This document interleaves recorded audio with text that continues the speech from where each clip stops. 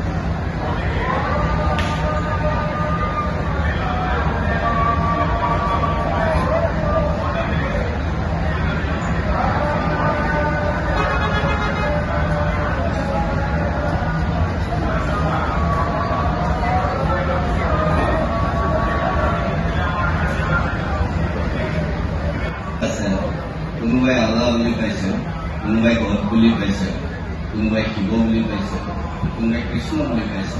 সকলো সত্তা যেতিয়া আমি কৈছোঁ যে ঈশ্বৰ সৰ্বশক্তিমান, ঈশ্বৰ সৰ্বব্যাপী, তেতিয়াহ'লে মোৰ ঈশ্বৰজন আপোনাৰ ঈশ্বৰজন একেজন ঈশ্বৰ, হয়তো দেখাত বুজাত সভাত আমাৰ তাৰতম্য আছে কাৰণেই, মানুহ মাত্ৰে আমাৰ ভুল হয় কাৰণে আমি ক'ৰবাত ঈশ্বৰৰ লগত যুদ্ধ কৰিব খোজোঁ।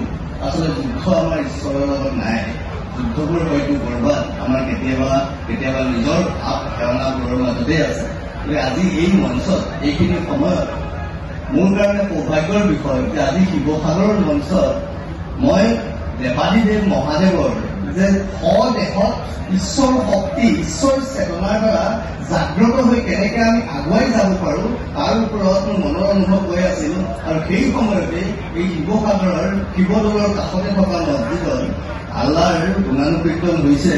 ইয়াতকে আৰু সুন্দৰ পৰিৱেশ মোৰ কাৰণে কিবা হ'ব বুলি ভবা নাই। এয়াই ঈশ্বৰ, এয়াই সত্য, এয়াই সনাতন, এয়াই শুদ্ধ। গতিকে আজিৰ পৰা আমি ভাবোঁ সকলোৱে নিজৰ নিজৰ বিশ্বাসত, যদি মোৰ বিশ্বাসত যদি ভগৱান আছে বুলি মই ভাবিছোঁ, তেনেহ'লে আনৰ বিশ্বাসতো ভগৱান থাকিব পাৰিব। কাৰণ বিশ্বাস বোলাটো কথাটোৱেই আচলতে অন্ধ। কোনোবাই কয় অন্ধবিশ্বাস, বিশ্বাস বোলা বস্তুটোৱে অন্ধ, যাৰ কোনো ৰূপ নাথাকে, যাৰ কোনো স্বৰূপ নাথাকে, যাৰ একো নাথাকে, তাক কেৱল অনুভৱ কৰিব পাৰি। আৰু সেই বিশ্বাস এই পৃথিৱীত জীয়াই থকা প্ৰত্যেকজনে যি ধৰণে কৰিছে তেওঁলোকে পাইছে। আৰু সেই সনাতন চিন্তা, সেই শাশ্বত চিন্তা, সেয়াই শিৱতত্ত্ব। শিৱতত্ত্বত আমি সকলো এইখিনি কথা ক'লো। এইখিনি কথা কোৱাৰ বাবে মই ক'বলৈ মোক সুবিধাকণ দিয়াৰ বাবে মই সমূহ কাৰ্যকৰ্তাৰ লগতে আৰু পুনৰ এবাৰ মই বসন্ত গগৈ ডাঙৰীয়াক আন্তৰিক ধন্যবাদ জ্ঞাপন কৰিছোঁ। আৰু সভাপতি মহোদয়, উপায়ুক্ত মহোদয়, আয়ুষ ঘৰ ডাঙৰীয়াক ধন্যবাদ জ্ঞাপন কৰি সকলোকে মঞ্চ